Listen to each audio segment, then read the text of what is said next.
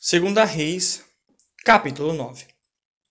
Eliseu, o profeta, chamou então um dos filhos dos profetas e disse-lhe: Prenda a sua veste na cintura, pegue este frasco de óleo e vá depressa a Ramote-Gileade. Quando chegar lá, procure Jeú, filho de Jeosafá, filho de Ninsi.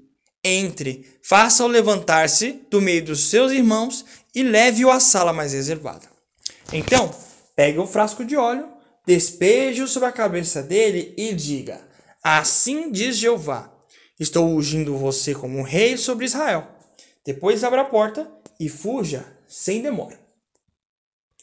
Assim, o ajudante do profeta foi a Ramote-Gileade. Quando chegou, os chefes do exército estavam sentados ali. Ele disse: Chefe, tenho uma mensagem para o senhor. Jeú perguntou: Para qual de nós? Ele respondeu: Para o senhor, chefe. Portanto, Jeú se levantou e entrou na casa.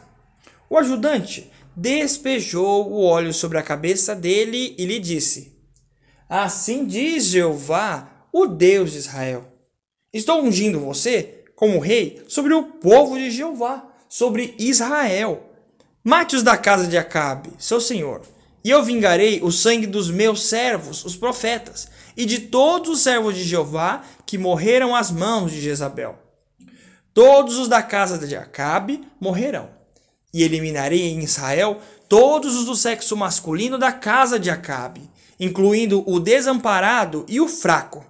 Vou fazer com a casa de Acabe o mesmo que fiz com a casa de Jeroboão, filho de Nebate, e com a casa de Baasa, filho de Aías. Quanto a Jezabel, os cães a devorarão no terreno em Jezreel, e ninguém a enterrará. Então ele abriu a porta e fugiu. Quando Jeú voltou para junto dos servos do seu senhor, eles lhe perguntaram: Está tudo bem? Por que aquele louco veio falar com você? Ele lhes respondeu: Vocês conhecem esses homens e o seu tipo de conversa. Mas eles disseram: Você não está falando a verdade. Conte-nos, por favor. Então ele respondeu: Foi assim e assim que ele me falou. E também disse: Assim diz Jeová, estou ungindo você como rei sobre Israel. Em vista disso, cada um pegou rapidamente seu manto e o estendeu nos degraus diante dele. Eles tocaram a buzina e disseram: Jeú tornou-se rei. Então Jeú, filho de Jeosafá, filho de Ninsi, conspirou contra Jeorão. Jeorão tinha estado em Ramote-Gileade com todo Israel para defendê-la de Azael, rei da Síria. Mais tarde, o rei Jeorão voltou a Jezreel para se recuperar dos ferimentos que os sírios lhe tinham causado quando lutou contra Azael, rei da Síria. Jeú disse então: Se vocês concordarem, não deixem ninguém escapar da cidade para ir contar isso em Jezreel. Então Jeú subiu no seu carro de guerra e foi a Jezreel, visto que Jeorão estava lá de cama por causa dos seus ferimentos. E Acasias, rei de Judá, tinha ido visitar Jeorão. Quando o vigia, que estava na torre em Jezreel, viu Jeú com seu grande número de homens se aproximando, disse imediatamente: Estou vendo um grande número de homens. Jeorão disse: Chame um cavaleiro e envie-o ao encontro deles para perguntar: Vocês vêm em paz? Portanto, um cavaleiro foi ao encontro dele e disse: Assim diz o rei, vocês vêm em paz? Mas Jeú respondeu: O que você tem a ver com a paz? Vá para trás de mim. E o vigia informou: O mensageiro chegou até eles, mas não voltou. Então o rei enviou um segundo cavaleiro, que ao chegar a eles disse: Assim diz o rei, vocês vêm em paz? Mas Jeú respondeu: O que você tem a ver com a paz? Vá para trás de mim. E o vigia informou. O mensageiro chegou a eles, mas não voltou. Pelo modo de guiar o carro de guerra, deve ser Jeú, neto de Ninsi, pois ele guia como um louco. Jeorão disse: prepare o meu carro de guerra. Assim, prepararam o carro de guerra dele, e Jeorão, rei de Israel, e Acasias, rei de Judá, saíram, cada um no seu carro de guerra, para encontrar Jeú. Eles o encontraram no terreno de Nabote, o jezreelita. Assim que Jeorão viu Jeú, ele perguntou: você vem em paz, Jeú?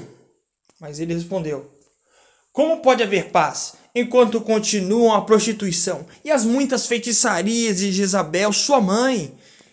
Imediatamente, Jeorão deu meia volta com seu carro de guerra para fugir e disse a Acasias: é uma traição, Acasias! Jeú pegou o arco e atirou uma flecha, atingindo Jeorão no meio das costas, de modo que a flecha lhe atravessou o coração e ele caiu do seu carro de guerra. Jeú disse então abdicar seu oficial: pegue-o e jogue-o no campo de Nabote, o jezreelita. Lembre-se, eu e você guiávamos carros de guerra atrás de Acabe, o pai dele, quando o próprio Jeová proferiu contra ele a seguinte proclamação: tão certo como eu vi ontem o sangue de Nabote e o sangue dos filhos dele, de Jeová, eu lhe retribuirei neste mesmo terreno o que você fez, de Jeová. Portanto, pegue-o e jogue-o no terreno, segundo a palavra de Jeová. Quando Acasias, rei de Judá, viu o que estava acontecendo, fugiu pelo caminho da casa do jardim. Mais tarde, Jeú o perseguiu e disse: matem-no também. Assim, feriram-no enquanto estava no carro de guerra, subindo a Gur, que fica junto a Ibleão. Mas ele continuou fugindo para Megido e morreu lá. Seus servos levaram-no então num carro de guerra a Jerusalém e enterraram-no com seus antepassados na sua sepultura, na cidade de Davi. Foi no 11º ano de Jeorão, filho de Acabe, que Acasias tinha se tornado rei sobre Judá. Quando Jeú chegou a Jezreel, Jezabel ficou sabendo disso. Então ela pintou os olhos de preto, enfeitou a cabeça e olhou pela janela. Assim que Jeú entrou pelo portão, ela disse: será que Zinri, que matou seu próprio senhor, se saiu bem? Ele levantou os olhos para a janela e disse: quem está do meu lado? Quem? Imediatamente, 2 ou 3 oficiais da corte olharam para ele lá embaixo. Ele disse: joguem-na para baixo. Então eles a jogaram. O sangue dela espirrou na parede e nos cavalos, e ele a atropelou. Então ele entrou, comeu e bebeu. Depois disse: peguem esta maldita e enterrem-na, afinal, ela é filha de rei. Mas quando foram enterrá-la, não acharam nada, a não ser o crânio, os pés e as mãos. Então voltaram e lhe contaram isso. Ele disse: isso cumpre a palavra de Jeová, que ele falou por meio do seu servo Elias, o tisbita. No terreno de Jezreel, os cães comerão a carne de Jezabel.